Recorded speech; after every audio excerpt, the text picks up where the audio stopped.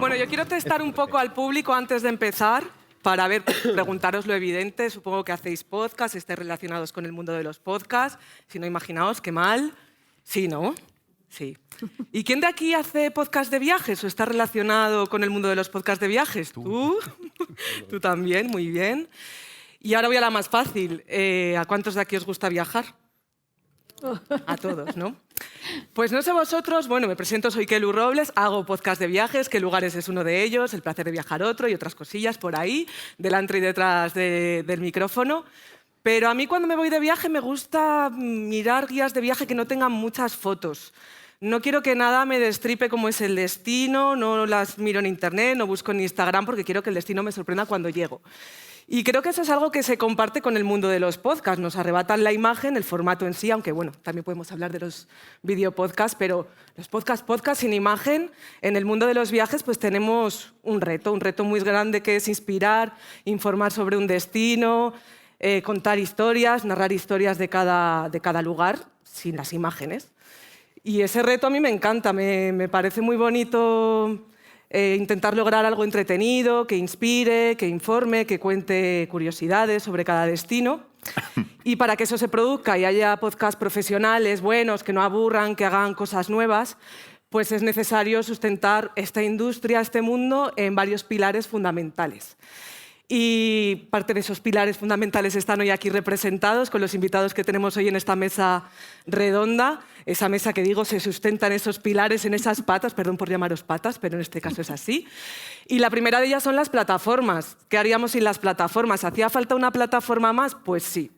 Acaba de llegar de Italia, recién llegada a España, patrocina los Podcast Days, también esta mesa de debate. Y yo no os quiero contar más, porque como esas fotos tampoco quiero destripar más, porque tenemos aquí a su country manager en España, Fernando Aguilar, bienvenido.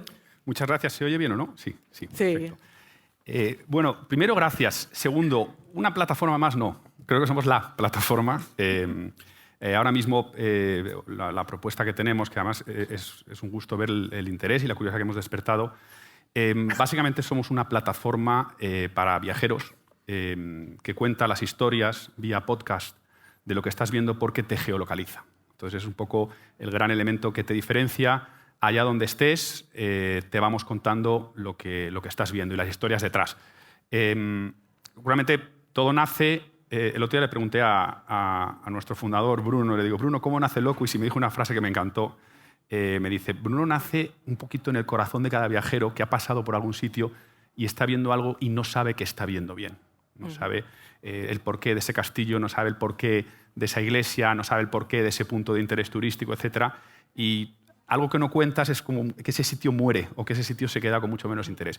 Y nosotros, nuestra misión es contar esas historias, contarle a los viajeros qué están viendo, que además, claro, en este evento pues como que todos se levantan la mano cuando dicen que nos gusta viajar.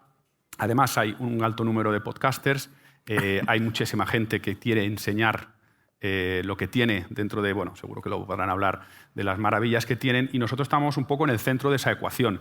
Ayudamos a los viajeros a tener mejor experiencia, a esas instituciones con interés turístico a contar lo que quieren contar y a los podcasters, evidentemente, a producir y a enriquecer todo. O sea, que por ahí viene. Yo estos días estaba pensando que en el mundo de los podcasts, sobre todo cuando nacieron, había mucho pique también con el mundo de la radio. No sé... Se me ocurría que Loquis podría tener su propio pique con las audioguías, porque todos de aquí yo creo que hemos ido a algún monumento, a algún edificio histórico y hemos escuchado audioguías tremendas. Sí. Así que también yo creo que es una revolución a dar una vuelta de tuerca más también. Es un poco distinto, ¿no? O sea, no es el estilo Loquis criticar ni competir ni nada. Confiamos mucho en lo que hacemos como para decir que somos mejores o peores que cualquier otra cosa.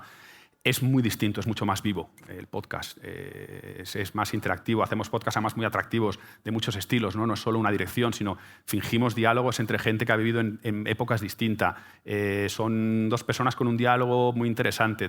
Luego hablaremos, me parece, que de la factoría Loquis, que lo podemos hacer de muchas maneras. Las audioguías tienen su espacio, nosotros lo respetamos, pero creemos que es más atractivo el escuchar los podcasts. Sí, luego... En otras charlas, porque vais a presentar también la empresa en otros espacios, esta tarde, los Podcast Days, pues contaréis también cómo hacéis ese proceso de digitalización. Perfecto. Que me parece increíble. Pero vuestro viaje de Italia a España, ¿cómo se ha producido? ¿Por qué habéis decidido veniros aquí? Pues mira, cuando decides una internacionalización tienes que tener en cuenta muchos criterios y en este caso creo que el paso que se dio era bastante sencillo porque la penetración de los usuarios de podcast en España es notablemente mayor que en Italia. El número de turistas en España, tanto internos como externos, es notablemente mayor que en Italia. Y en Italia hemos tenido un caso de éxito de verdad de primer nivel. O sea, ahora mismo es una de las startups con más proyección que hay, más de 500 clientes, además clientes de todo tipo, rutas de no turismo, instituciones públicas, etc. Y con ese éxito en Italia y ese contar historias en Italia, que tenemos más de 2 millones de usuarios ya, creemos que España es, por hermandad, por muchos motivos, el país perfecto para ser la siguiente a lo que esperamos sea una buena expansión internacional. Y todo esto en una aplicación totalmente gratis, la aplicación abierta, es gratuita, a todo el es mundo. abierta. Ahora mismo tenemos muchos pequeños puntos de interés vía nuestra inteligencia artificial que ya los puedes usar. Le decía a Raúl que el otro día aparezco yo por ahí por Córdoba y realmente ahí van contando muchas cosas que te llenan la curiosidad. Y siendo yo cordobés, creo que conozco bien la ciudad y me enteré de muchas más cosas. Y ahora mismo es gratuita. Es verdad, es importante que para el público al que nos dirigimos, a la parte del cliente al que nos dirigimos, es importante que sepan que no es necesario que el usuario se baje la aplicación. Nosotros nos mimetizamos con las herramientas que ya tienen Turismo de Cataluña o Castillos y Palacios, etc. Y nosotros casi que nos metemos en sus tripas, lo ordenamos todo, pero queda siempre su imagen reflejada. Tenéis contenido que alojáis de podcasts que ya existían, pero también estáis empezando a tener mucho contenido propio. Luego hablamos de eso porque en cuestiones de contenido me lleva a la otra pata, al otro pilar de los podcasts, como son los generadores de contenido, periodistas de viajes, comunicadores como Iñaki Macazaga, que nos acompaña hoy. ¿Qué tal? Bienvenido. Muy buena, Clu.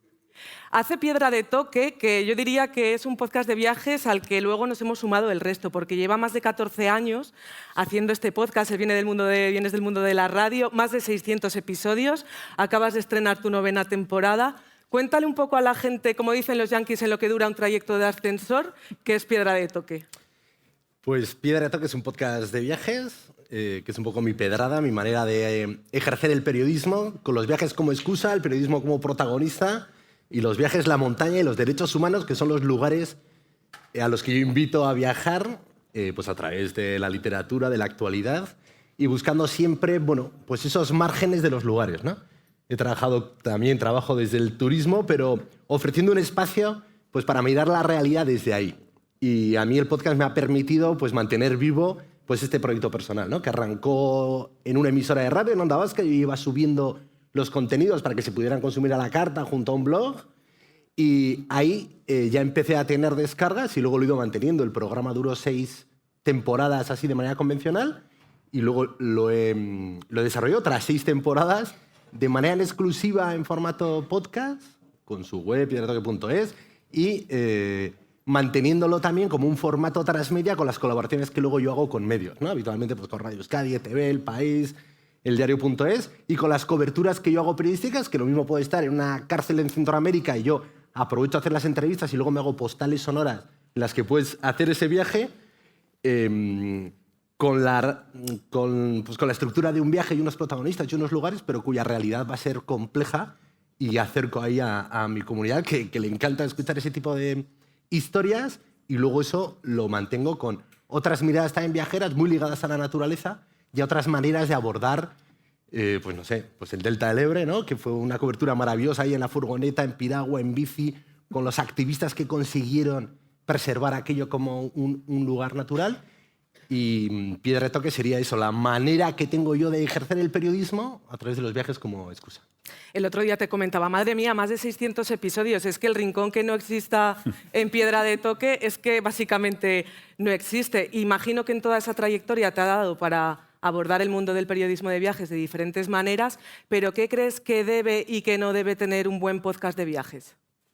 Bueno, yo creo, o sea, para mí, a mí me gusta que aporte un valor diferente, y lo que tiene el periodismo, ¿no? Que sea a través de, pues, de una inquietud y con el formato, ¿no? Que pues en 30 minutos, pero que sí que incoe pues, diferentes elementos. A mí los podcasts de viajes que me gusta escuchar, y un poco por eso yo mantuve Piedra de Toque, porque era como ese espacio híbrido, un poco transmedia, para escuchar historias diferentes que también puede tener lugar en los viajes, ¿no?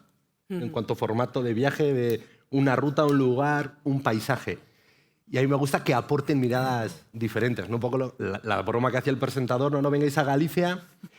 Bueno, yo creo que ese debate también puede estar presente en la manera de comunicar los lugares, que es decir, oye, hay una saturación, hay una turismofobia o no, y poder abordarlo de una manera proactiva con todos esos otros lugares y otras esas miradas de viajar pues, de una manera sostenible, con un montón de propuestas diferentes, dando voz a otras personas. Y eso a mí me gusta mucho. Quiero que vayas al barro, porque la teoría está muy bien, pero a mí me encanta cuando hago viajes de prensa y me junto con otros colegas de viaje, me divierto mucho escuchando historias que les han pasado por el mundo, que luego han trasladado a sus reportajes, a sus podcasts, a sus contenidos.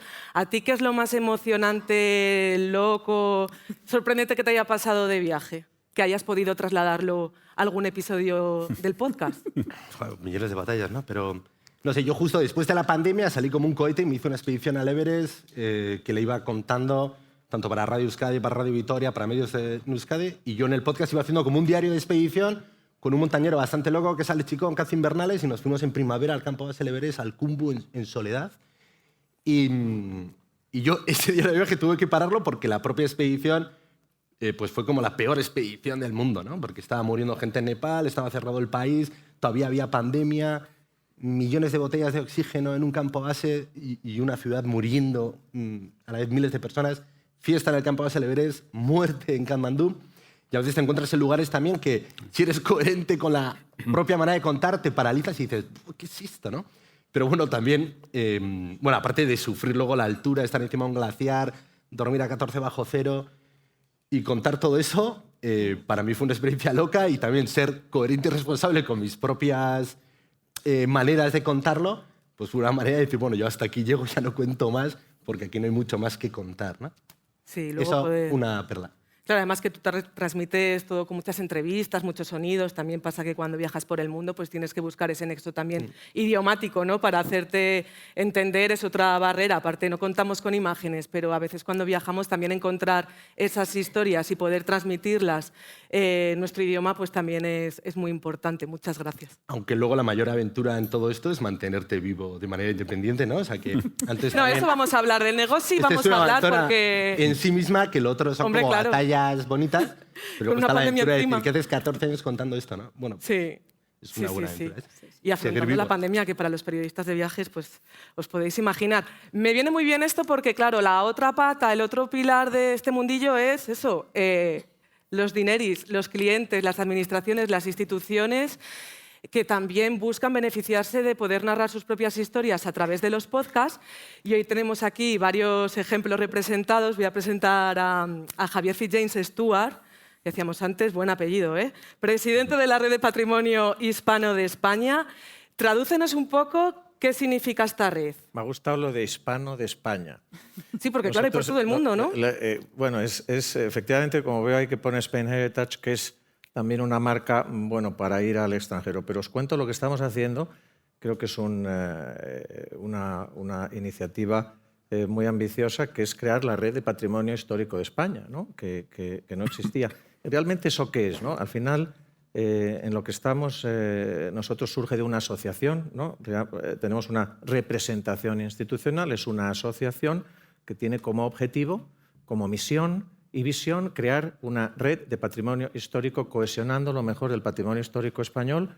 ¿Dónde? ¿Cómo lo haces? Bueno, pues en una gran plataforma digital, en una gran plataforma de interoperabilidad que llamamos, que es verdad que también que se llama Spain Heritage Network, pero también Castillos y Palacios, que es otra submarca. Realmente la principal es Red de Patrimonio Histórico de España, o REPAIS, que es el acrónimo que le pusimos a raíz del proyecto Experiencias Turismo España, que se nos adjudicó hace ya 2 años por parte del Ministerio de Turismo, ¿no? Entonces, firmamos un convenio con el Ministerio de Turismo y tenemos esta misión nada fácil. Ahora, el tema del podcast, y a mí esto me interesa muchísimo, y con los de Loquest, estuve con Bruno, con su fundador, ahora con Fernando, es muy interesante. En la red ahora mismo tenemos 87 monumentos. Es una red de experiencias, es una red de monumentos, es una red de destinos, ¿no? Realmente, cada vez que lo vamos contando más por España, lo que vamos incorporando son conjuntos históricos. Realmente, si vas a un ayuntamiento y hay un castillo, pero también hay un palacio, pero también hay una iglesia, pero también hay una bodega, es decir, todo en torno al patrimonio histórico y cultural se trata también de catalogarlo, ¿no? Y ahí en la asociación hacemos una labor le llamamos observatorio del sector, que es precisamente decir, bueno, aquí qué tenemos, ¿no? Realmente cuántos castillos tenemos en España y en qué estado están. Y en la web he visto además que, un poco también siguiendo el mismo mantra de Loquis, de ubicar las cosas. Yo creo que por eso ahí vais a tener Feeling. buen feeling, sí, porque se pueden ver todos esos monumentos. Sin duda, porque tienes que, efectivamente, al final hay un montón de cosas que comunicar y que contar, ¿no? Cada uno de estos sitios tiene su propio relato histórico, ¿no? Y eso, contarlo a través de un podcast, me parece algo súper atractivo. Ahora utilizamos audioguías, está muy bien, claro. Pero bueno, vamos avanzando muy rápido. Tenemos audioguías en prácticamente todos los monumentos y además en la asociación, en la red, tenemos una app de audioguías y ya lo comentábamos con los de Loquets, pero realmente hay que dar el siguiente salto, ¿no? Que es pasar a algo mucho más, como estaban describiendo ellos, algo mucho más dinámico, mucho más vivo, ¿no? Ojo, hay audioguías que están mejor hechos que otros, pero realmente me parece que el podcast tiene una gran diferencia, que es que lo puedes distribuir en un montón de plataformas para que llegue a más gente, ¿no? Entonces aquí al final, como en lo que estamos es en poner en valor un patrimonio histórico y que se conozca, pues cuanto más nos ayudemos con unos medios adecuados, como pueden ser los podcasts, para llegar al visitante final, al interesado, que son muchísimos, pues mejor, ¿no? Claro, además cuando dices que contáis con todo ese patrimonio, esa historia que está muy bien poder contar, pero también queréis hacer ver que esos monumentos siguen vivos porque se pueden celebrar muchos eventos dentro, muchas actividades culturales y luego dinamizar zonas de España donde, al contrario de lo que decía Pepe, como decía en Galicia, mucha gente está deseando recibir gente, ¿no? Sin duda, hay sitios por España que son maravillosos y no se conocen. Hay unos castillos espectaculares y ahí no ha ido nadie nunca o va muy poquita gente, ¿no? Una de las labores en la asociación que tengo el honor de presidir es precisamente dar a conocer esos recursos turísticos, que a lo mejor todavía no son recursos turísticos, ojo, son un castillo fantástico que hay que convertir en un recurso turístico, que hay que comunicar y que hay que hacerlo llegar pues, al gran público. Y la verdad es que estudiamos muchos datos y hay comparativas con otros países, por ejemplo, con las redes británicas, ¿no? Que lo llevan haciendo, pues el National Trust, ¿no? Pues eso funciona desde hace 130 años, ¿no? Más otras redes que han creado desde el Estado y tienen, ahí gestionan, me parece son 320 monumentos, pero eso tiene, me parece que eran 36 millones de visitas, por ejemplo, pre-COVID, ¿vale? Y si aquí sumas un poco los icónicos y tal, pues la Sagrada Familia en Barcelona pues lo visitan 5 millones de personas, la Alhambra 2.763.000, porque la UNESCO ha dicho hasta aquí hemos llegado y que no entre más gente. Pero luego hay muchísimos sitios absolutamente espectaculares que creo que tenemos que organizar y en la red lo que pretendemos es también servirnos de los que ya tienen muchísimo éxito, que les viene bien estar ahí, pero poder llegar bueno, pues a esos sitios tan atractivos que tenemos en nuestro país, ¿no? Te voy a pedir que te mojes, como le dije antes a Iñaki, de toda esa lista, cuéntanos algo sobre uno, sobre tu favorito. Joder, me lo has puesto. Mira, yo como sí. Presidente de la red yo he tenido la suerte de involucrarme en la rehabilitación y puesta en valor de uno de esos castillos, que es el Castillo de Belmonte. Bueno, que es un castillo que es de mi familia y estaba ahí abandonado. Buenas justas medievales se celebran. Y hacemos de todo. Sí. Hacemos de todo. O sea, realmente algo que estaba, bueno, pues ahí abandonado en mitad de la Mancha, creo que hemos hecho un buen trabajo en cuanto a no solo rehabilitar el edificio, ¿no? Rehabilitar el edificio, o sea, desmontar unos artesonados mudéjares que tienen 500, 600 años, volverlos a montar. Yo no lo hacía, pero bueno, iba con mi casco y tal a ver cómo bueno, pues haciendo seguimiento de obra. Realmente eso me ha hecho pasar unos momentos maravillosos, ¿no? En ver cómo un edificio que tiene 600 años realmente acaba recuperando su antiguo esplendor, que lo tuvo, ¿no? Y luego dices, bueno, ¿y cómo hago de esto un recurso turístico, ¿no? Bueno, pues hay una cosa ya muy popular en España que son los torneos de combate medieval. Bueno, pues eso en 2014 lo organizamos, el Mundial de Combate Medieval en el Castillo de Belmonte. Vinieron a verlo en 4 días 25.000 personas y 19 países.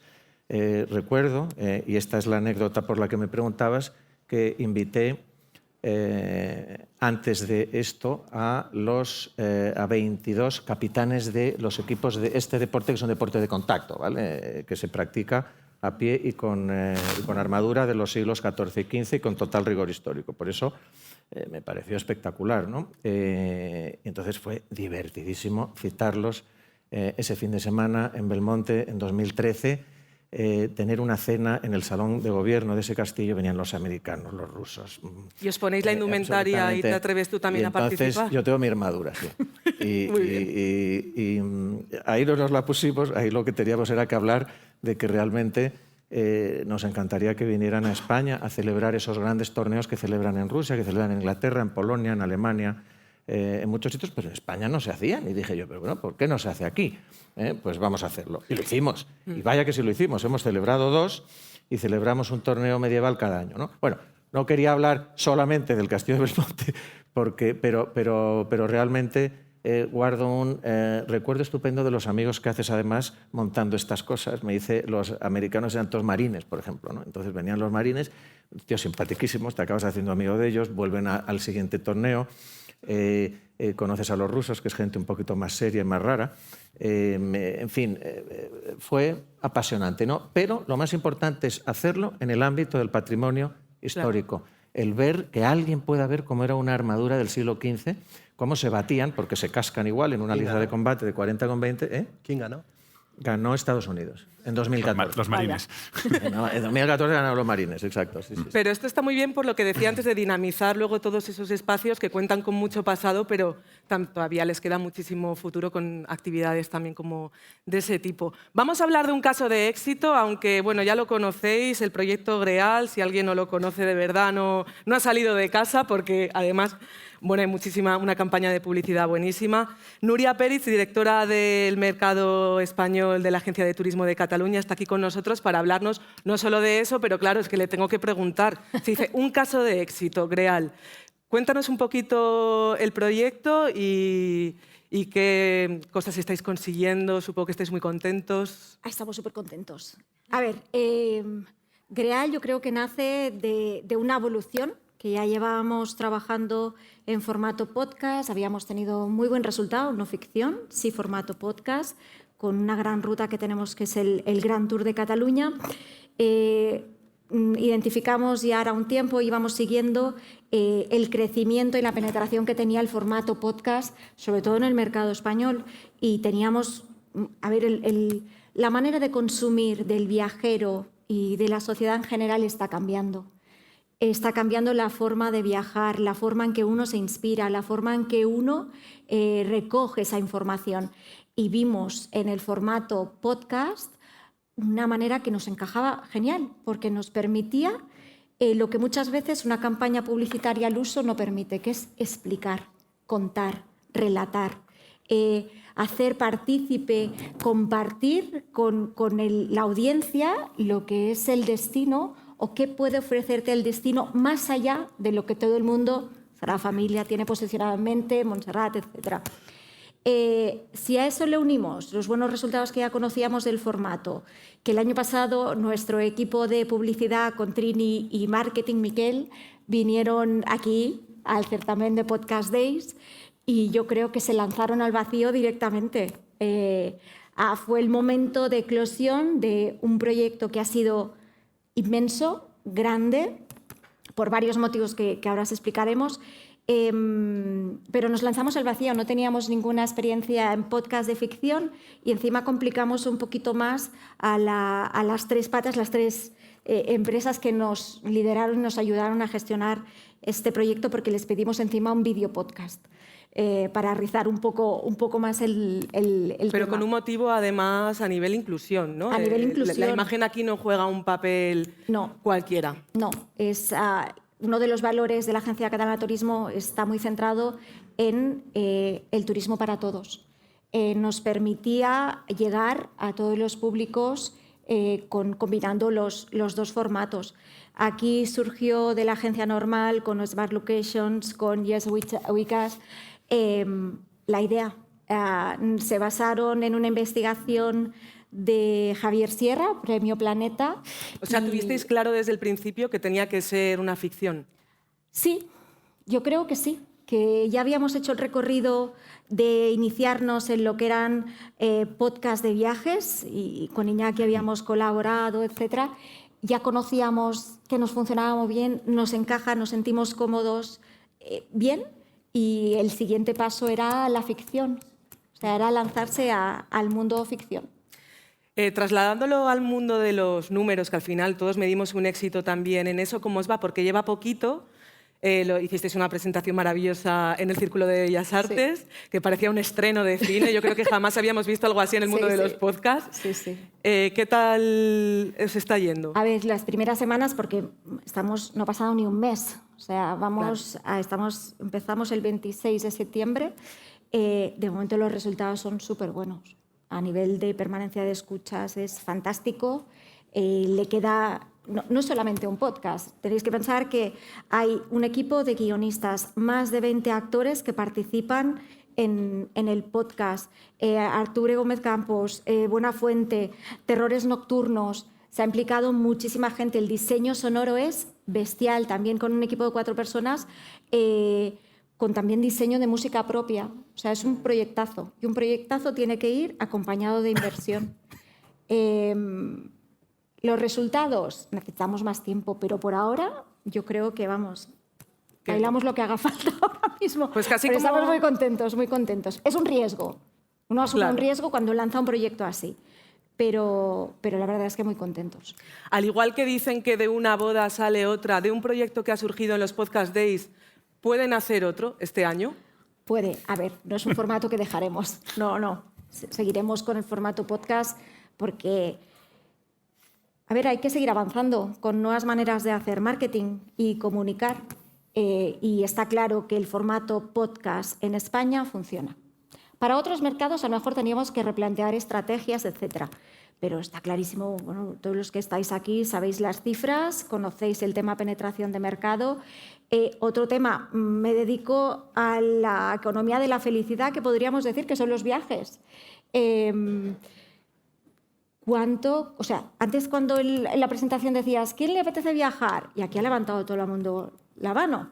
O sea, que está claro que en cuanto a comunicación y marketing de viajes seguiremos haciendo, que es parte de nuestro trabajo, y formato podcast será uno de ellos seguros. O sea, que en ese sentido, no sé qué presupuestos habrán, porque esto siempre es complicado, pero a nivel de continuar es una línea estratégica que se ha iniciado y seguirá. Podemos viajar inspirados por los podcasts, pero nadie duda que el cine es otro género, arte, formato que nos inspira a viajar. ¿Qué sería de una ciudad como Nueva York si antes no hubiéramos visto 1000 películas? Ese sentimiento que luego nos produce llegar a esa ciudad y comprobar que la hemos visto en gran pantalla. Y es que en Madrid también nos puede pasar mucho eso. También tenemos un gran escenario de cine y que también puede contarse todo eso en formato podcast. Tenemos aquí a Raúl Torquemada, director de la Madrid Film Academy Office. Raúl, bienvenido. Madrid Film Office, muchas Madrid gracias. Film Office, pues, más fácil. Sí. Cuéntanos qué es Madrid Film Office. Bueno, a mí me gustaría que de aquí saliera, perdonad por la voz, no es un mejor día para poner voz a un podcast, pero vamos a intentar hacerlo de la mejor forma posible. Pero a mí me gustaría que el próximo año yo viniera a contar un caso de éxito como el de Nuria, porque es verdad que nosotros, ahora lo vamos a ver, nos hace falta dar ese paso a la digitalización. Antes también lo hablábamos con Fernando. Es verdad que como Nueva York, Madrid es una ciudad para contar grandes historias, ¿no? Ese es nuestro claim. ¿Y qué es lo que hacemos en Madrid Film Office? Bueno, Madrid Film Office es la oficina audiovisual del Ayuntamiento de Madrid, que pertenece en este caso al área de turismo, y nosotros vamos a mercados, a festivales nacionales e internacionales, vendiendo la ciudad de Madrid como plató de rodaje. Pero luego también lo que hacemos es ayudar a aquellas producciones que vienen a nuestra ciudad a explicarles cómo se tiene que rodar, cuáles son los permisos que tienen que conseguir y enseñarles las diferentes localizaciones. Eso entre otras muchas cosas, porque también ponemos y tratamos de estimular la inversión local, ¿no? Y el desarrollo local, poniendo en valor toda esa industria y todo ese talento que hay, que es mucho, que es el de la industria audiovisual de Madrid.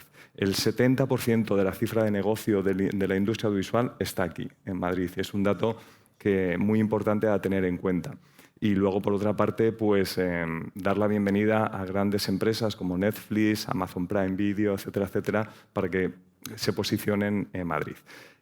Entre otras muchas cosas. Pero también lo que hacemos es poner en valor todo ese patrimonio audiovisual de Madrid, que cuenta ya con más de 125 años de cine, ¿no? Tenemos un recorrido bastante largo y eso lo mostramos a través de rutas. He traído, por ejemplo, dos, la ruta de Pedro Almodóvar y la ruta recién creada de Concha Velasco, ¿no? Esto es en papel, hay que dar el siguiente paso, que sería llevarlo a un podcast y utilizar la digitalización, como se ha utilizado, por ejemplo, con las plataformas Netflix, Amazon, Disney, etcétera, etcétera, para dar a conocer nuestros contenidos a través de estas plataformas en la digitalización y llegar a todo el territorio internacional. Qué casualidad que, Raúl, claro, esto que nos has traído aquí en papel, en realidad también tendrías una conversación pendiente con Loquis, porque, claro, recorrer la ruta de El Madrid de Pedro Almodóvar o de Concha Velasco poniéndote unos cascos y escuchando unos podcasts maravillosos en cada punto de esa ruta, se me ocurre, ¿eh? Aquí hemos venido a hacer networking, yo no lo oculto, solo dejo ideas para que luego habléis. La idea es muy bien recibida. Pero antes, cuando nos ha presentado la charla Pepe y ha dicho eso de Galicia, esto me va a servir para abrir ya la charla a todos vosotros, que comentéis lo que queráis, luego el público igual. Ya os pido, por favor, hacer preguntas. Queda muy mal cuando se da paso al público y no se hace ninguna pregunta. Pero el tema del turismo, es cierto que hace unos años sería impensable, pero hoy en día también es una actividad ciertamente polémica, que lleva suscrita a veces palabras como turistificación, masificación. Vosotros, cada uno en vuestro papel, ¿cómo afrontáis esto? Se busca... En Madrid es innegable que tenemos muchísimos visitantes de fuera, no nos falta cantidad. En Barcelona, el resto de Cataluña es diferente, ¿no? Pero en Barcelona es evidente que tampoco. ¿Cómo afrontáis esta cuestión y desde vuestros puestos buscáis un perfil concreto, quizá de viajero, que nos interese más? Hombre, el consumidor de podcast por lo menos es alguien despierto, sí, con inquietudes, ¿no? Y que sabe exacto. escuchar por lo menos, que hoy en día se agradece bastante. Bueno, nosotros desde el Ayuntamiento hemos tenido un plan estratégico desde el 20 al 2023 donde hicimos un gran esfuerzo en el posicionamiento, ¿no? Aquí nos queríamos dirigir. Y en este caso nos dirigimos o tratamos de atraer al turismo de alto valor. Y eso creo que porque este turista no nos tenía en su pensamiento, ¿no? Y es una forma también bastante interesante de crear ese turismo sostenible. Pero bueno, Madrid hoy por hoy es verdad que no sufre esa masificación del turista, y nuestra estrategia en este caso es la redistribución. La redistribución a través... Bueno, Madrid tiene 21 distritos que son súper interesantes también. Hoy se estaba presentando, lo tenía aquí apuntado, la ruta gastronómica porusera, ¿no? Pues hay que poner en valor todos esos proyectos involucrando a la hostelería y demás, para dar a conocer otros territorios, otros recursos turísticos de la ciudad de Madrid. Entonces, nosotros apostamos mucho por la redistribución y también por los indicadores, ¿no? Creo que es muy importante.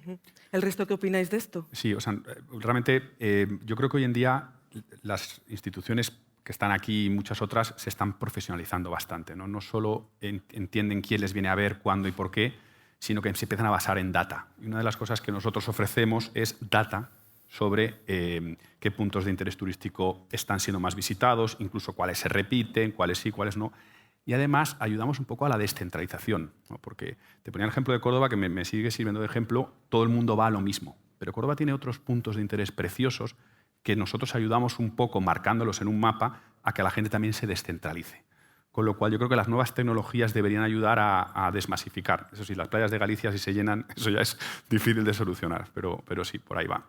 Y desestacionalizar, ¿no? Diría yo. Estaba pensando en algunos de los monumentos que están en la red, por ejemplo, el Castillo de Peñíscola, que en verano tiene pues 300 o 400.000 visitas, pero luego en invierno no va nadie, ¿no? Entonces a sus gestores lo que les preocupa, que es la Diputación de Castellón, dicen, oye, ¿qué podemos hacer para desestacionalizar esa enorme demanda que se nos caen los turistas de las almenas en verano, pero realmente luego no? Y aquí es donde entra la digitalización 3.0, aquí es donde entra tener una plataforma, dotarnos de las herramientas, ¿vale? Que en la red nuestra tenemos una plataforma de distribución de ese producto turístico y lo que estamos es creando una red de demanda para agencias y mayoristas. Es decir, al final es una cuestión de información. Es muy fácil en un sitio muy turístico, como puede ser este ejemplo que he puesto, que tiene miles y miles y miles de personas en la playa y que, evidentemente, pues por la tarde, cuando ya han acabado la playa, se dan una vuelta por el castillo. Pero al final hay una propuesta turística muy interesante que por qué no visitarla en el mes de abril o en el mes de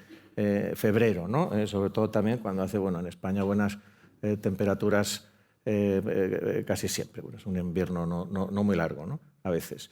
Entonces, bueno, creo que la tecnología, como decías, Fernando, bueno, y como decía también Raúl, es clave, ¿no? A la hora de descentralizar, desestacionalizar, porque tenemos que ser muy hábiles en comunicarlo, ¿no? Y el tema de los podcasts, bueno, pues puede ayudar mucho, ¿no? Con esa enorme capacidad de distribución que tiene esta herramienta. Yo coincido con las 3 palabras. Llevamos también plan estratégico que ya nos marcó hace unos años trabajar así, que era deslocalizar, descentralizar y sobre todo desestacionalizar. Otro de los temas, y enlazando con lo que hemos comentado antes, ¿no? Nuestros padres / abuelos viajaban mucho menos de lo que viajábamos nosotros. El viaje se ha democratizado. Aparecieron las low cost y aquí pudo viajar todo el mundo mucho más de lo que nuestros familiares lo hicieron en su momento.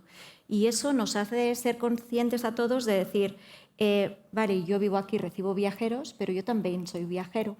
Tenemos que cambiar, yo creo, un poco el chip, no tanto la palabra turista, sino como un residente temporal que tiene sus derechos y sus obligaciones, ¿no?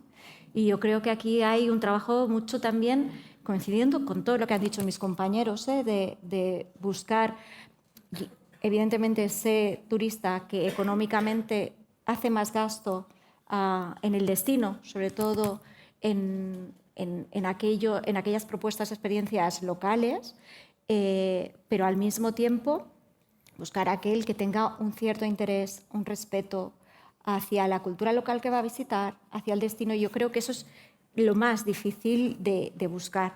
Y como antes decíamos, el podcast ya es como un libro, un audiolibro. Y la gente que le gusta leer, bueno, ahí vamos bien. Es una manera de llegar. Y evidentemente estar todos pendientes y ya os digo, desde la Agencia Catalana de Turismo, línea estratégica totalmente dirigida a los 3 conceptos que os he comentado y al incremento del gasto.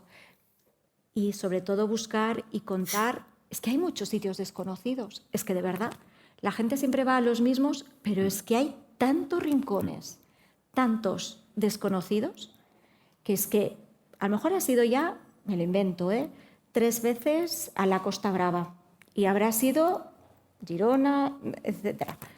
Pero es que a 2 o media hora tienes algunos rincones que ni te lo puedes imaginar. Y yo creo que eso es nuestro futuro trabajo, es eso. No nos podemos olvidar que la industria del turismo, como la industria del audiovisual, que yo estoy... O sea, es verdad que tener un rodaje debajo de tu puerta pues es un inconveniente, ¿no? Pero la industria del turismo genera empleo, genera impacto económico, genera también la atracción de talento y eso hay que tenerlo muy en cuenta también, ¿no? Y trabajar de una forma sostenible y con un plan estratégico para saber cuál es la dirección que el destino quiere tener. Es un reto complicado, Sí. Porque hay mucho que hacer, pero bueno, ese es el foco y esa es la línea.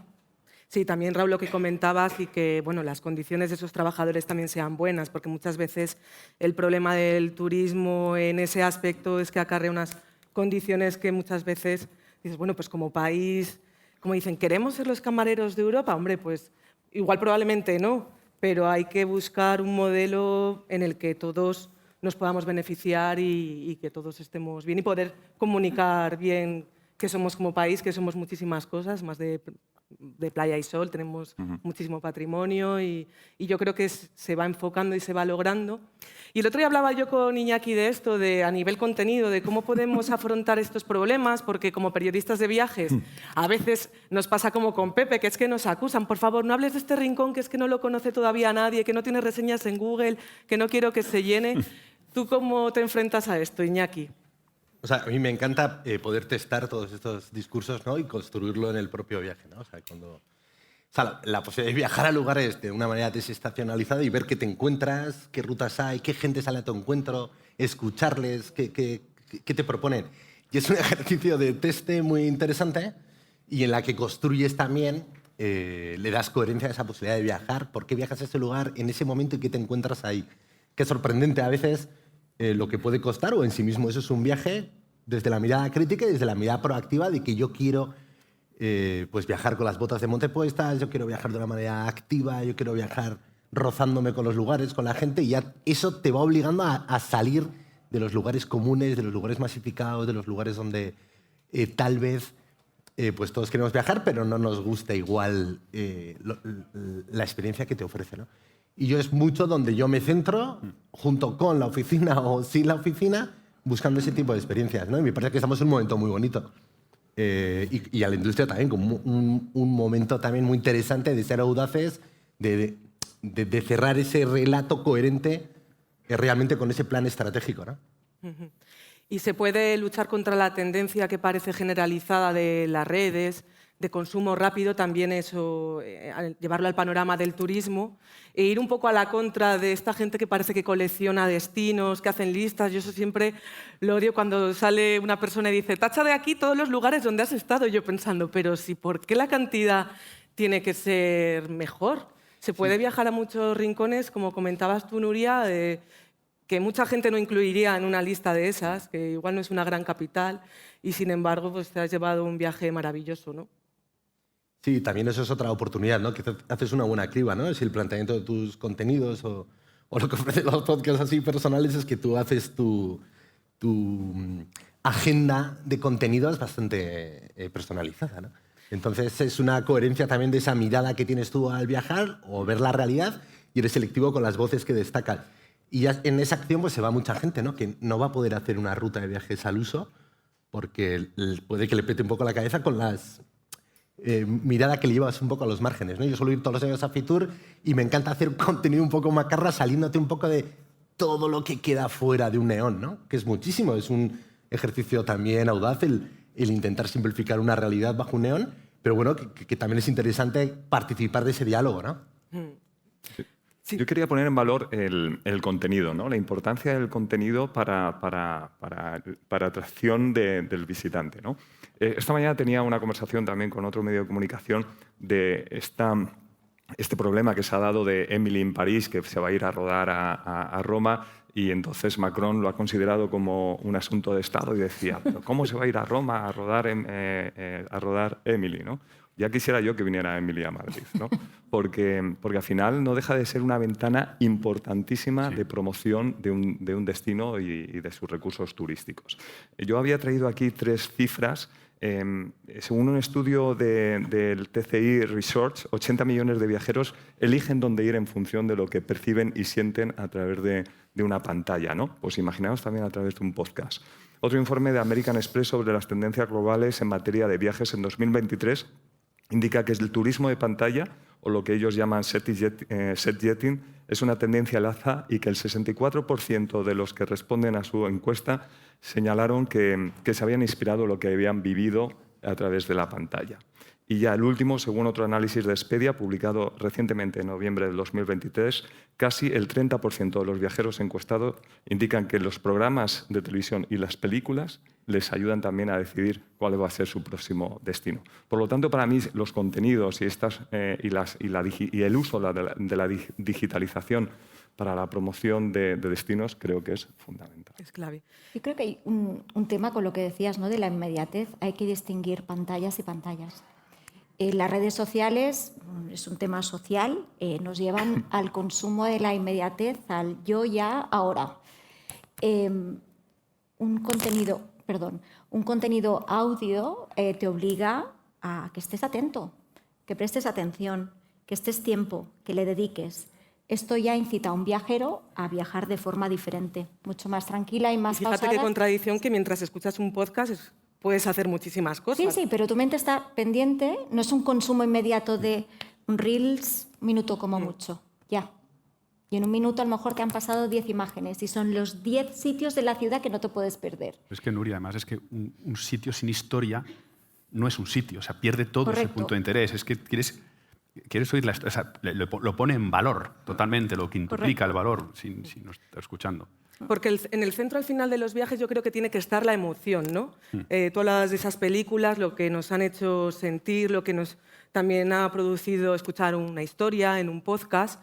Y ocurre cuando viajamos que si contratamos una ruta turística seguramente nos cuenten muchos datos, muchas historias, y cuando pasa un tiempo las olvidamos. Y sin embargo lo que queda, el pozo que nos deja para toda la vida un viaje es lo que nos ha hecho sentir, ¿no?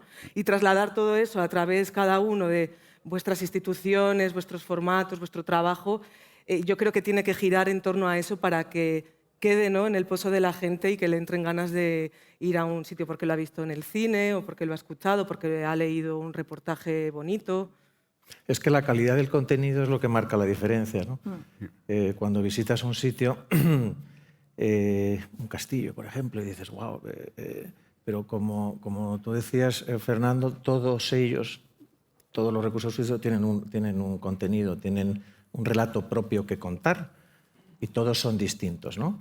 Y ahora ya para atraer el interés del viajero, tenemos que bueno, pues realmente crear unos contenidos de calidad y utilizar unas herramientas que las tecnologías de hoy en día nos lo permiten, como pueden ser los podcasts, ¿no? Entonces, ¿cómo vamos a seducir a ese viajero? Que ya tenemos la oportunidad de seducirle en su casa para que cuando llegue al destino lo pueda disfrutar todavía más. Y eso lo vemos, fíjate que a través de la red, y lo tenemos así ordenado en el buscador, ofrecemos experiencias que va desde una visita libre, y las ordenamos así: visita libre audioguiada, visita guiada, visita teatralizada, evento singular, luego hay paquetes combinados y tours guiados, ¿vale? Es decir, tú tienes que catalogar al final todo a lo que puede llegar el viajero, y luego le tienes que dotar de un nivel de calidad, ¿no? Entonces, al final, el recurso dices, oye, bueno, ¿aquí qué voy a contar, ¿no? Bueno, pues cuanto más hábil, ¿no?, sea contarlo, pues mejor seduciré y mejor experiencia se llevará, porque al final estamos en construir experiencias para que la gente lo disfrute, ¿no? Y aquí, fíjate, y acabo, creo que es interesante lo que ha hecho y lleva haciendo, por ejemplo, la BBC británica, ¿no?, en Reino Unido durante muchísimo tiempo, que es unos programas culturales y de patrimonio histórico que ha hecho desde hace un siglo, ¿no? Y realmente el pueblo británico, el ciudadano británico, visita mucho su patrimonio histórico, más que nosotros. ¿Por qué? Bueno, pues porque hay una educación. Creo que aquí estamos haciendo ya, los deberes. Hay un montón por parte de la Administración, lo que es en la rehabilitación del patrimonio histórico. Antes no se hacía, hace 10, 15 años no se hacía nada.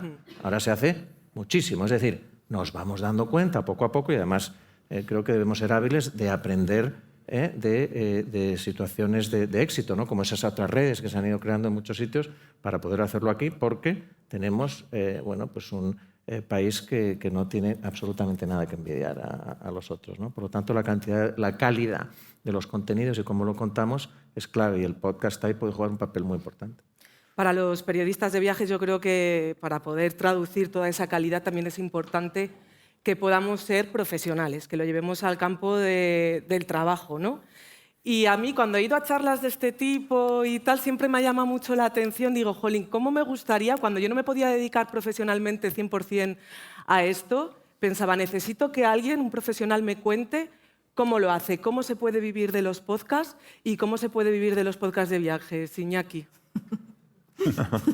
Bueno, esto Mójate. cada uno tiene sus equilibrios, ¿no? Es el mundo de los freelance. Antes salía la primera conferencia, los indies, que suena genial, ¿no? Pero bueno, al final, no sé, pues cada uno...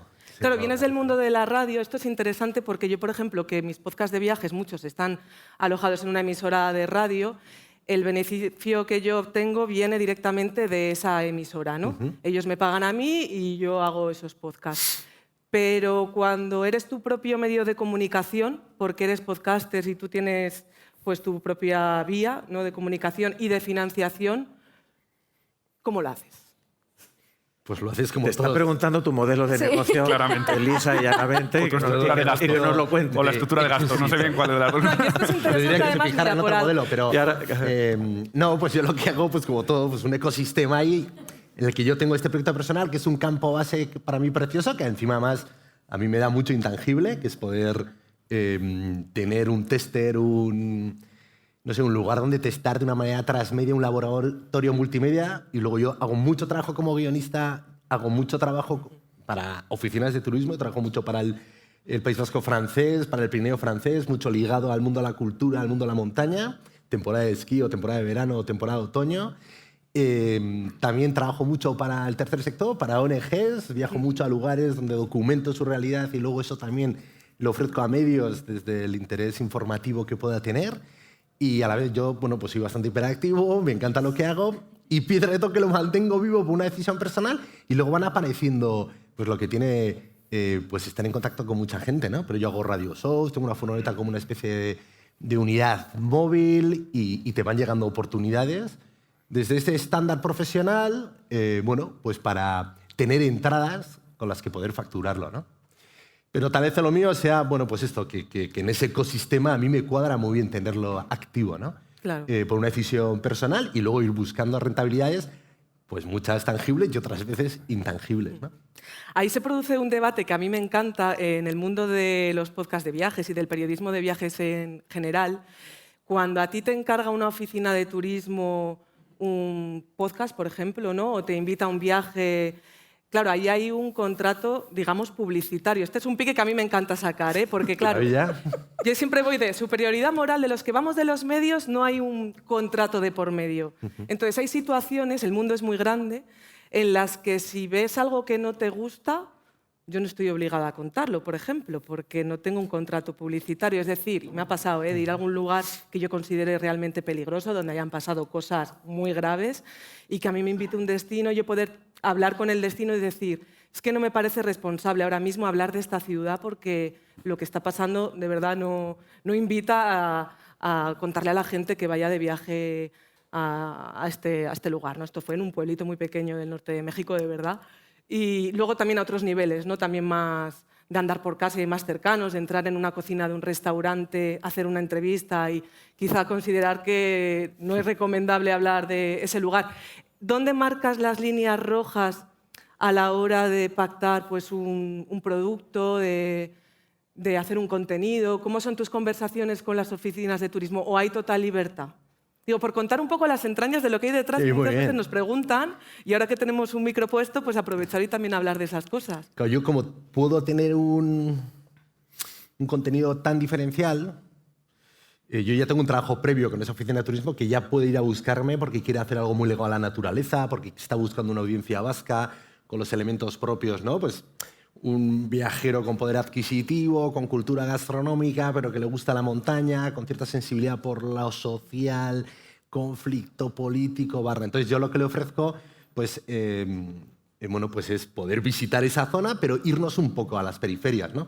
Aunque lo vayamos a promocionar, no sé, puede ser desde turismo de Suiza, Polonia, que yo voy, ya vamos a ir a las capitales, pero déjame que me pierda por los parques naturales que hay alrededor, o el lago Lema, que lo recorra en bicicleta a través de una guía, que encima iba, pues es venezolana. ¿Cuál es la realidad migrante en un lugar como este?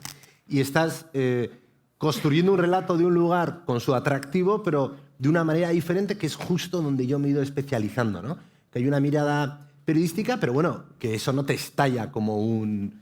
no sé, o sea, no hay incoherencia de otra. No se puede visitar esta. Todo es visitable, todo es enriquecedor, todo es bonito, todo es una experiencia interesante. Luego hay que ir cocinándolo, pero a mí justo eso me gusta mucho, ¿no? Y luego, como es algo también con mi perfil, o sea, yo puedo ir a un lugar en conflicto, he ido y queda claro que el valor de ese lugar no es turístico, pero que te aporta mucho viajar a lugares complejos porque eso también es viajar. Hay gente deseando viajar desde casa a esos lugares y es un poco lo que ofrecen también estas herramientas, ¿no? Que la decisión de viaje, pues ya gracias a Dios no viajamos como el que come pipas, ¿no? Pim, pum, pum, sino que ahora se decide un poquito más y en esa decisión yo creo que la gente disfruta desde casa pues viendo muchas propuestas con mucho contenido de calidad ligadas pues como el periodismo actual, al nombre y al apellido o a esa cuenta y luego acompañándole en el recorrido que uno va teniendo de ese prescriptor, que puede ser un Instagram blogger, o puede ser un periodista o un escritor de un premio Nadal que te va llevando con su pasión a una historia con el Santo Grial, tal, que dices, bueno, pues no voy a ir a viajar a Cataluña a buscar el Santo Grial, pero la experiencia que me ha aportado ha sido en el contexto de Cataluña algo muy cultural, muy bien hecho, y dices, pues qué a gusto estoy, y de alguna manera vas a decidir, pues yo quiero volver a la Transpirenaica que acaba ahí en el Camp de Creus, yo quiero volver ahí, y uno lo traduce a su pedrada, ¿no? Yo creo que también al final, como administración somos una marca, es un destino. Tú tienes que ser muy consciente de tu marca, cómo es, qué valores tiene, y elegir, cuando tú vas a buscar a un periodista de viajes, a un creador de contenido digital, a un podcaster, tú eliges qué tipo, qué perfil tiene ese podcaster y su audiencia. Porque al final yo le doy mi marca, es él el que hablará de mi marca. Y creo que cuando organizamos colaboraciones, etcétera, intentas poner en valor lo que te define como destino, no aquello que no te define como destino en general. Se me olvida decirte, Iñaki, que tú también tienes una conversación pendiente con Loquis y con Fernando, porque claro, todas las cosas que estás contando de contenido... Sin problema. Y aprovecho para preguntarte, Fernando, que antes no te he preguntado, ¿algún contenido propio que tengáis Sí. del que te gustaría hablar? Bueno, Luego hago tenemos promos. varios en lo que llamamos la Loquis Factory, que es como una parte esencial de nuestra propuesta de valor, ¿no? Al final, todo lo hacemos casi al revés, ¿no? Pensamos en el usuario final, ¿vale? El que disfruta de Loquis y además de manera gratuita, y lo tiramos hacia atrás. Y una de las cosas es asegurarnos que le mejoramos la experiencia a quien quiere ya una experiencia en sí. Y generalmente creo que la mejoramos. Entonces, eso hay que fabricarlo. Entonces, cuando nosotros hablamos con cualquier institución, digamos que ofrecemos 3 servicios. Y te voy a contestar ahora mismo, ¿no? Uno es la producción, otro es el hosting de todo lo que son las tripas que hacen falta, y luego ayudamos en la promoción, ¿no? Si te quedas en el primer punto, que es la producción, ahí tenemos producción, evidentemente, que hacemos para los clientes, y tenemos producciones propias en la Loquis Factory. Entonces tenemos muchas, además, el director de producción lo tenemos por aquí, don David Mulé, y ahí yo he seguido, no te lo he dicho eso, por cierto, me da vergüenza decírtelo en persona, he seguido el Madrid para llevar el fin de semana pasado, he estado yendo de punto en punto, está la Barcelona de Gaudí, hay muchos contenidos propios que se hacen en la Loquis Factory, que luego esta tarde, quien queráis, tenemos una presentación a las 6 y pico, 6 y media, y realmente esos contenidos propios son maravillosos, francamente disfrutables, y genuinamente vas disfrutando de Madrid de cosas que no te imaginabas. Pues yo aprovecho para hacer autobombo porque yo tengo también contenido en Loquis. Pues hablamos tú y yo también, Kelu. Podéis escucharlo, yo soy de León, así que por supuesto dije, hombre, lo que más conozco, lo que más años he vivido, a pesar de haber viajado luego tanto, me hace mucha ilusión haber hecho 20 píldoras, 20 podcasts de 3-4 minutos cada uno por diferentes lugares de León. Se llama ¿Qué lugares hay aquí? ¿Qué lugares escrito con K y todo junto? Como Kelu Robles, Festival del Humor. Y bueno, pues que los escuchéis y seguro que os entretenéis, o eso espero. Me informan de que quedan 10 minutos, así que si os parece, seguro que tenéis millones y millones de preguntas, comentarios. No os agolpéis, podéis hacer las que queráis. Venga, animaos.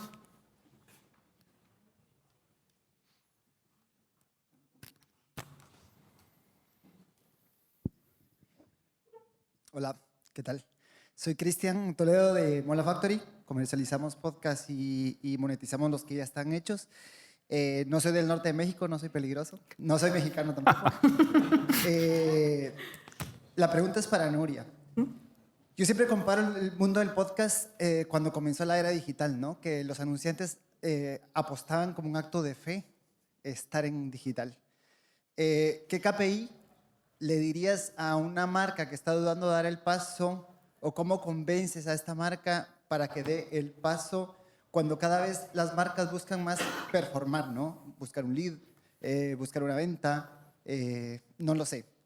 ¿Qué le dirías a una marca que está dudando y que tú lo digas, no te preocupes, yo ya lo hice y es un proyectazo? Vale. Gracias.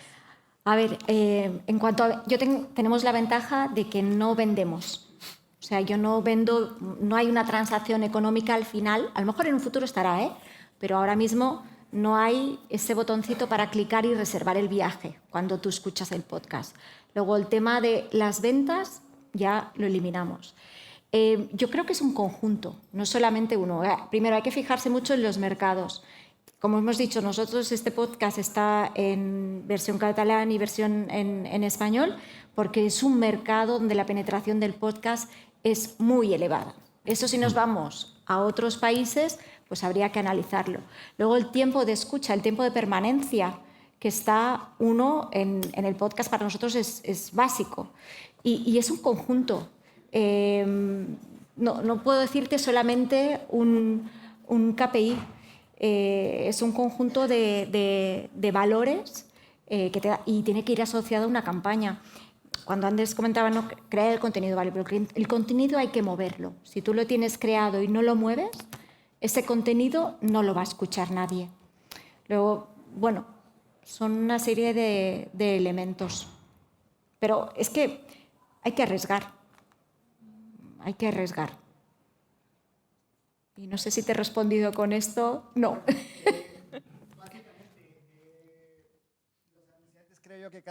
Los anunciantes creo yo que tienen que tener más tu mentalidad. Ahora mismo estamos en una etapa que es evolución y lo mismo, lo que he dicho antes, en la era digital era un paso de fe y creo que hay que tener la mentalidad que tú tienes, a ser disruptivo, a romper los moldes y creo que ese es el camino. ¿Alguien más por ahí? Hola. Bien, estaba reflexionando acá sobre los modelos que estaban hablando sobre cómo hacer, por ejemplo, el cambio turístico y me ocurrió que yo soy maestro, yo soy profesor, o sea, en el marketing de educación siempre hablamos que primero vendemos lo que quieren y después entregamos lo que necesitan. O sea, poner, por ejemplo, este modelo de turismo más masificado. Y claro, ahí también hay turistas que son interesados en más historias y quedarse más cerca de los buenos sitios o de este modelo de turismo que están apuntando vosotros. ¿Qué pensáis vosotros sobre este modelo? O sea, no descartar el modelo de turismo más masificado, pero utilizarlo como un primer modelo para después poner los turistas o las personas más cerca de las historias o más cerca de los asuntos que están mirando vosotros como personas de turismo. Venga, Iñaki. Bueno, yo creo que son modelos que están llamados a convivir, ¿no? Sí. Sí. Entonces, sería cómo convivir con ese reto de gestión y cómo aprovecharlo también para que institucionalmente te obligue a decir, oye, pues esto no es a repartir.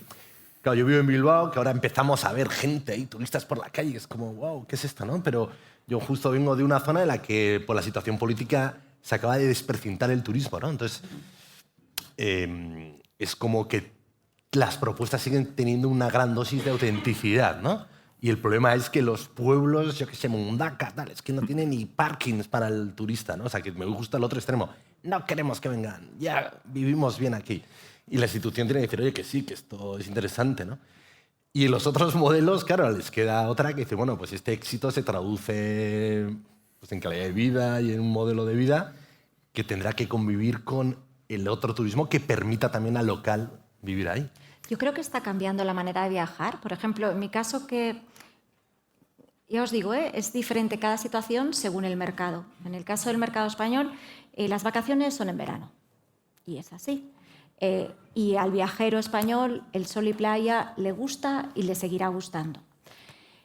Pero sí que es verdad que las cifras, si observamos la evolución de las cifras en los últimos años, aunque vayan a la playa, sitios de costa, etcétera, cada vez más se destina más presupuesto a esa experiencia que uno puede disfrutar en el destino, ya sean, sobre todo después de la COVID, muchos viajes multigeneracionales también, y nuestro trabajo es como administración, como local, es darle motivos y propuestas para no estar, a lo mejor por la mañana es la playa, pero por la tarde es una bodega que está a media hora. O un monumento cultural. Ese turismo no desaparecerá. O sea, el turismo, si pensamos en verano, grandes ciudades, pero le tienes que dar excusas un poco lo que decíamos, ¿no? Salir de ese centro quizá más congestionado para ver otros elementos que quizá a lo mejor hace 10 años ni le pasaría por la cabeza visitar. Pero es que creo que lo que estamos... perdona, Fernando, desde que haces tu pregunta, esa pregunta que haces, bueno, que son unas cuantas, le estamos todo el día dando vueltas, ¿no? Realmente, cómo hacer la gestión más eficiente, sobre todo en un sitio donde de repente, bueno, pues tienes un turismo muy masificado, ¿no? Y yo creo que aquí entran las herramientas de gestión que estamos utilizando, donde las nuevas tecnologías tienen mucho que ver a la hora de varios componentes, ¿no? Que es, primero, el construir experiencias, luego hay cosas que se llama cuánto cuesta esto, ¿no? Y la sostenibilidad económica de todo lo que estamos hablando aquí, porque al final, en torno a todo esto, se genera una economía. Y ese turismo masificado en algunos sitios tenemos que hacerle frente ofreciéndole más calidad. Es verdad que la calidad cuesta un poquito más, pero os aseguro que venimos de unos precios muy bajos en determinadas cosas, otras no, pero en términos generales, os pongo un ejemplo muy rápido, pues el ticket medio en Reino Unido pre-COVID era de visitar un momento de 14 libras esterlinas y en España de 3 euros. Bueno, pues la diferencia es abismal. ¿Qué te ofrecen por 3 euros o 14? Pues por 3 euros te ofrecen bastante peor producto que por 14. Ojo, que luego en Escocia visitas algunas ruinas, ahí no hay nada de tal y te cascan 20 libras y lo pagas, pero porque ya es una costumbre. Pero bueno, por centrar lo que estás, o contestar o intentar contestar lo que estás preguntando, creo que tiene que ver mucho, insisto, el ser innovadores, que es un poco todo lo que estamos hablando aquí, ¿no? La calidad de los contenidos, ser innovadores, nuevas propuestas. En España hay un montón de cosas que no se conocen.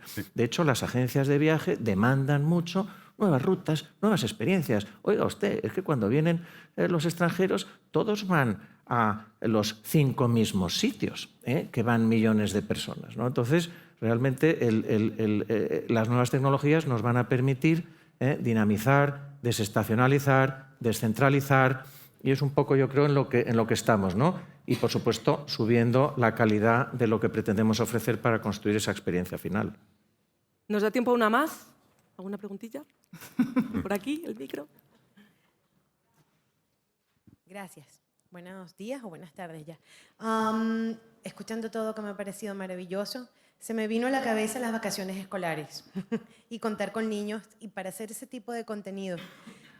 ¿Han pensado en algo para entusiasmar a las familias y hacer contenidos infantiles, turísticos? Porque saldrá negocio de aquí. Hablan mucho de no tomar en cuenta las estaciones, primavera, otoño, no sé qué, pero claro, es que, como bien has indicado, o sea, el verano se terminaron el colegio, vamos a saco, a los niños que hay que llevarlos a algún sitio.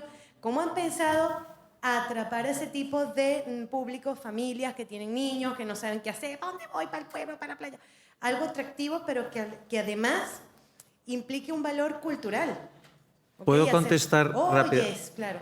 Mira, es que precisamente ayer estuve visitando el castillo de Trigueros del Valle, que está en Valladolid, que se incorporan a la red de patrimonio histórico. Estuve con el alcalde y la verdad es que a mí, en esto que yo tengo que hacer, que viajo mucho por España, conocí una propuesta para los niños, precisamente, que han hecho, os lo recomiendo que vayáis, en Trigueros del Valle, que es con un escultor del pueblo de al lado, pues han hecho una propuesta realmente fantástica. En un castillo que está medio en ruinas, han conseguido consolidarlo y realmente hay una propuesta para niños y familias, es decir, para que los papás... vamos a ver, no me sé muy bien todo el nombre de los muñecos estos y tal que están ahí. Los ha hecho el escultor del programa de la nave del misterio, que hace se llama Juan, que tiene allí el taller. Y además forma parte el castillo de la ruta del vino de Cigales. Así que también contentamos a todos, a los que nos gusta beber vino y a los pequeños en ese castillo, que está genial, es verdad. Pero los niños son importantísimos. En la red de patrimonio histórico y en los distintos monumentos se procura impulsar un programa para niños, ¿vale? En unos sitios está más avanzado, en otros menos avanzado, pero sin ninguna duda los colegios cada vez sacan más a los niños a conocer la historia allá donde ocurrió, ¿no? Entonces, en una red de patrimonio histórico y en estos monumentos es muy interesante recibir a los niños y contarles la historia allí mismo, ¿no? Entonces, sí, se están haciendo muchas cosas, pero hay que hacer más. Oye, muchísimas gracias por venir a todos vosotros, que además ya se acerca la hora de comer, así que lo valoro mucho. Y bueno, pues ya os dejamos en libertad. Muchísimas gracias y un aplauso, venga.